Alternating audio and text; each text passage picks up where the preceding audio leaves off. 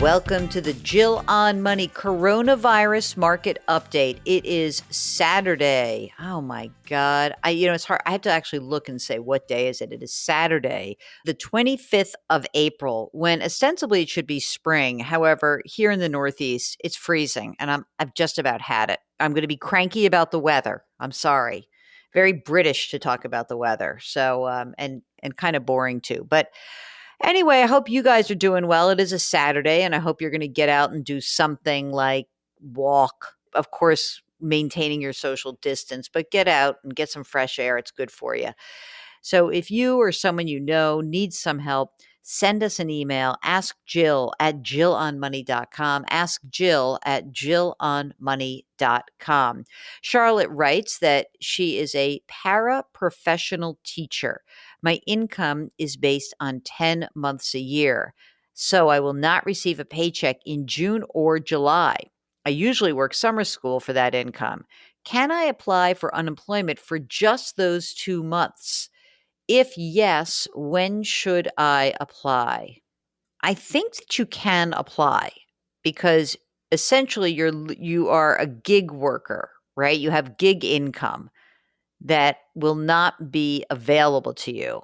But I don't know if you can apply now. You would have to wait to see whether or not you have that summer school income, which of course you won't. But, well, I shouldn't say of course, which we presume you won't. So I think that you would have to apply once you know for sure that you wouldn't have it, and you could only apply for that lost income for those 2 months.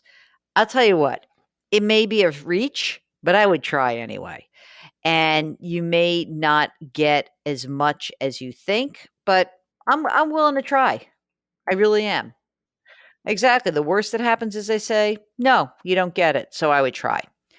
This note is from Steve, who says, thanks for being available to the American people during this time. A calm voice of reason is much needed. My question is, should I apply for forbearance on my mortgage? I work in the nonprofit sector. My job hasn't been affected yet. However, due to the fact that our operations are dependent upon charitable giving, my organization will feel the impact in a few months, and that might result in wage cuts or worse, job loss. Chances of this are 25%.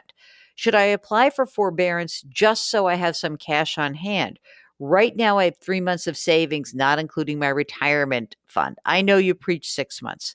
It seems there might be two possible positive outcomes. If I keep my job, I can use the savings to pay mortgage lump sum at the end of the forbearance period. Not sure if this gets applied to just principal or if it includes interest. Or two, if I owe both principal and interest, I would just have some cash on hand for an emergency during this time. All this depends on if I have to pay a lump sum, get on a repayment plan, or if payments are put on the back end of the mortgage term. My mortgage is government backed. There seems to be some confusion regarding this, and I wanted some of your thoughts.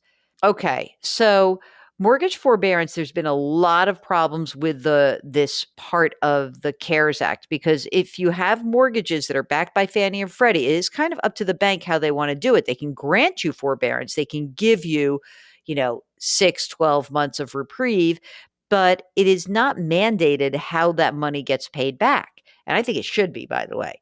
I am not sure if you apply for forbearance because you think you're going to get a job reduction, it's going to work. You haven't been impacted by the virus yet. I mean, you can call them, you can call the mortgage company. You can see what the options are.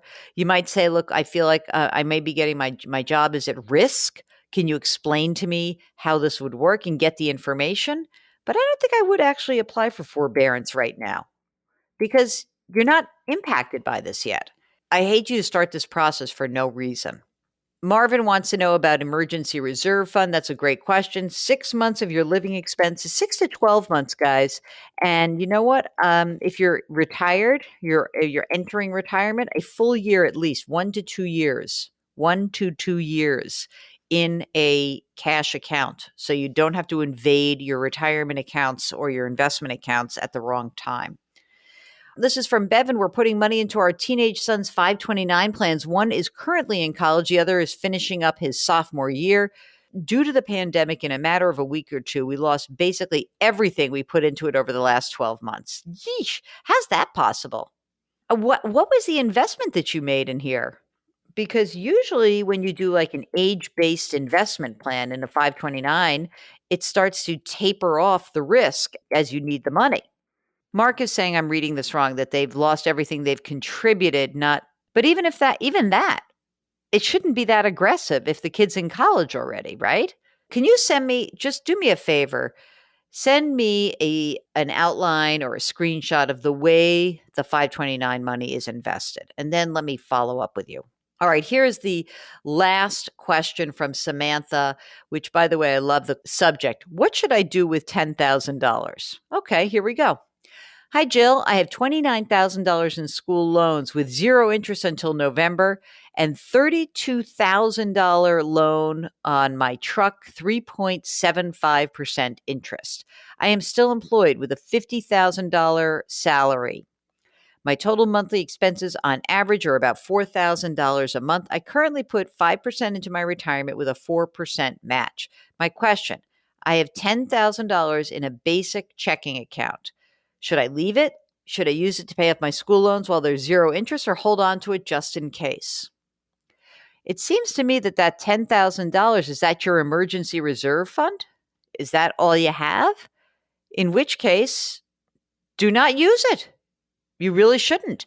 But I'll tell you what, if you had other money to start paying down loans, $10,000 emergency reserve is used for emergencies. It's break the glass. So just in case, if for some reason you got laid off or something bad happened, you have that money. That's why it's there. So no dipping into that emergency reserve fund, okay? That's it. That's it for your Saturday show. All right, you know the drill. Wash your hands. Get that sanitizer on, wear your mask, practice your social distancing, and don't forget to lift somebody up today. Do something nice. Make you feel good about your what? Oh, right. On the weekends, I tend to cook, and so is Mark. Mark, what are you making this weekend? Okay, Mark's going for a sauce. I am going for my Aunt Judy's chicken soup. I got the recipe. It's very easy, and I think I can just make that little sucker last for a while. So I'm doing the good old Jewish auntie chicken soup this weekend. Hey, what are you guys cooking? Send us a note. We'd love to hear from you. Thank you so much for listening, and we will check back in with you tomorrow, Sunday, which feels just like Saturday, and sometimes like Thursday too. All right, take care. We'll talk to you tomorrow.